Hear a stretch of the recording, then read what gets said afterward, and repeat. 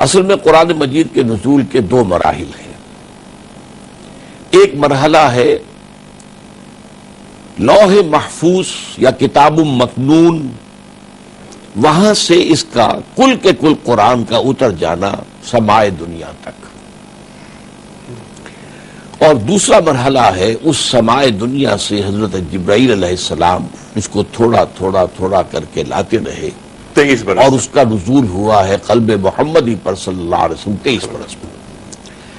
یہ پہلا جو مرحلہ ہے اس کے لیے قرآن میں لفظ آتا انزال، اور دوسرے کے لیے آتا ہے تنزیل. ان میں یہی فرق ہے.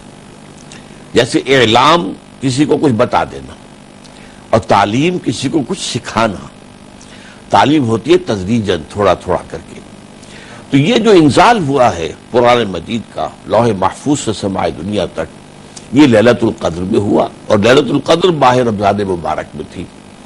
اسی لیے سورہ بقرہ میں فرمایا گیا شہر رمضان الذی انزل فیہ القرآن ھدی للناس وبینات من الھدی والفرقان. اس اعتبار سے لیلۃ القدر کی جو ہے وہ قدر و قیمت معین ہوتی ہے. اللہ تعالیٰ کا کلام، اب نوٹ کیجئے، اصل میں کلام متکلم کی صفت ہوتی ہے.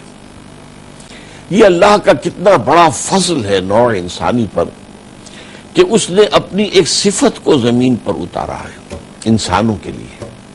یہ صفت ہے اللہ تعالیٰ کی، اور یہ در حقیقت اس قرآن مجید کے اندر وہی تاثیر موجود ہے کہ جو اللہ تعالیٰ کی تجلی میں ہے. چنانچہ سورۃ الحشر میں فرمایا گیا ہے لو انزلنا ھذا القرآن علی جبل لرأیتہ خاشعا متصدعا من خشیۃ اللہ. اگر ہم نے اس قرآن کو کسی پہاڑ پر نازل کر دیا ہوتا تو دیکھتے کہ وہ دب جاتا، پھٹ جاتا، ریزہ ریزہ ہو جاتا اللہ کی خشیت سے.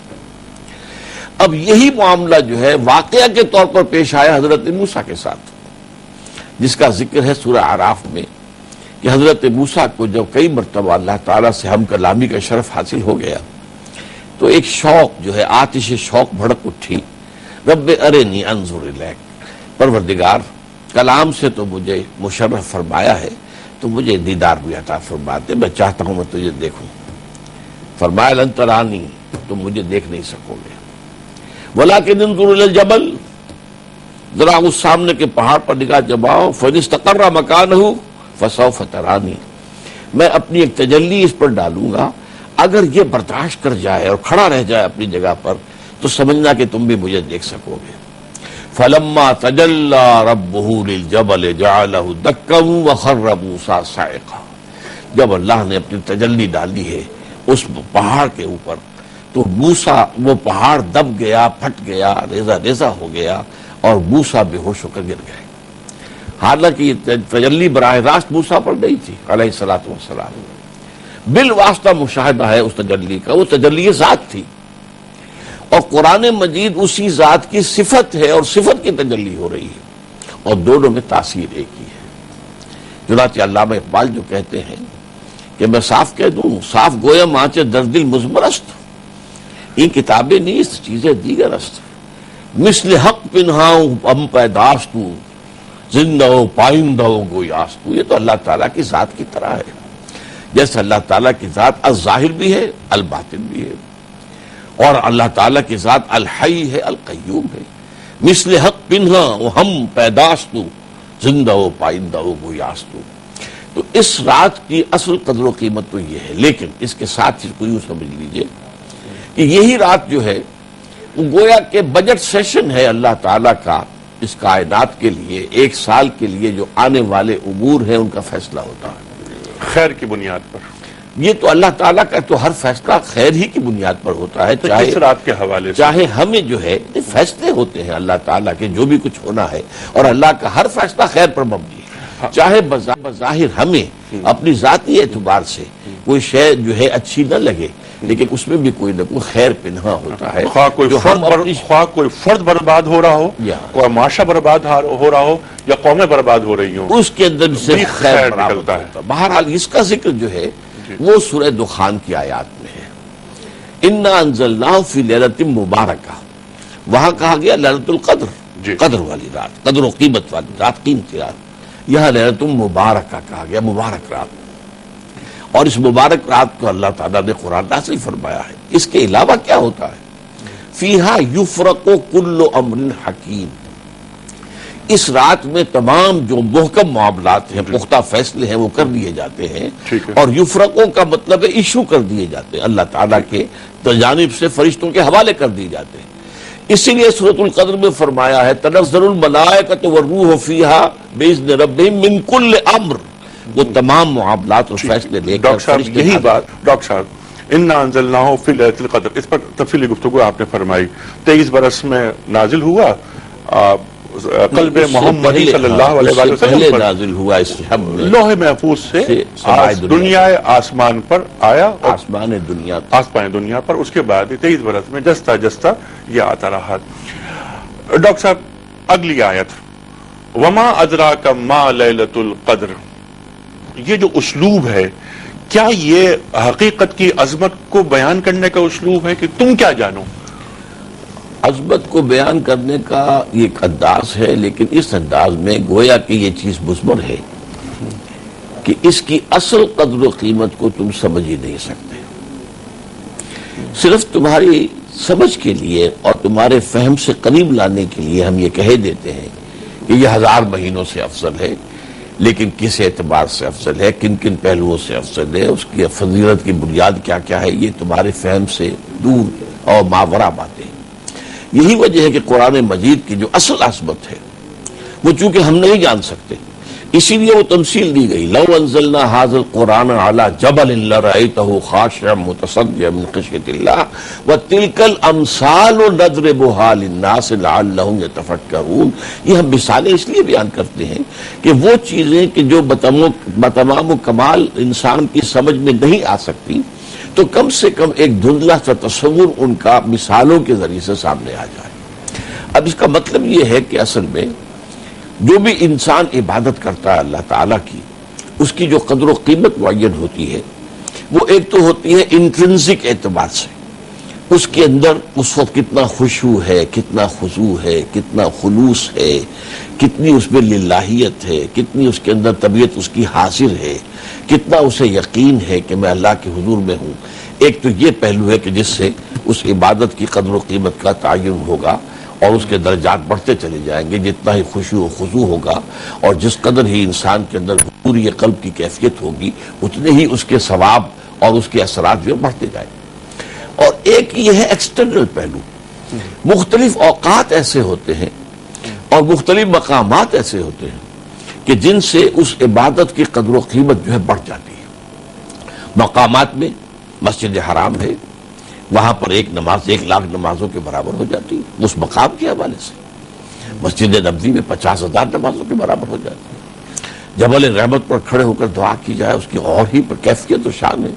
ملتزم پر چمٹ کر دعا کی جائے اس کی کیفیت کچھ اور ہی ہے.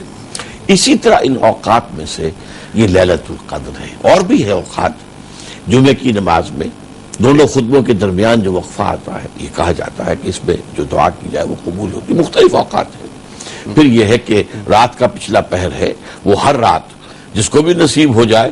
واقعہ یہ ہے کہ جو سحر خیزی اور رات کا جو پچھلے آورز جو ہے، جو small hours of the morning میں انسان جاگ کر اللہ کو پکارے گا تو اس کے لیے تو ہر رات گویا کہ لیلۃ القدر بن جائے گی اگر اس کو وہ حضور قلب نصیب ہے. حضور قلب.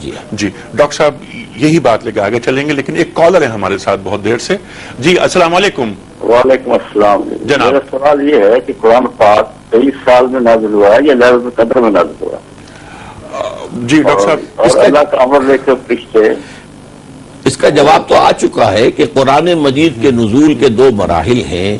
ایک پہلا مرحلہ ہے لوح محفوظ یا ام کتاب یا کتاب مکنون سے پورا کا پورا قرآن اتار دیا گیا. پہلا آسمان جو ہے ہمارا سمائے دنیا، اس پر یہ ہے لیلۃ القدر میں، اور یہ لیلۃ القدر تھی رمضان مبارک میں. دوسرا مرحلہ وہ ہے کہ وہاں سے پھر تھوڑا تھوڑا قرآن مجید حسب ضرورت اور حسب حالات حضرت جبرائیل نے حضور پر اتارا ہے، قلب مبارک پر. تو یہ 23 برس میں اس کی تکمیل ہوئی ہے. ٹھیک. اچھا، آپ نے ایک بہت اہم نقطے کی جانب اشارہ فرمایا ڈاکٹر صاحب کہ اگر حضوری قلب تو ہر رات شب قدر. اس کو ذرا کھولیے ڈاکٹر صاحب. یعنی وہ حضوری، وہ کون سی حضوری ہے؟ یہ اصل میں در حقیقت انٹینسٹی آف ایمان کا معاملہ ہے.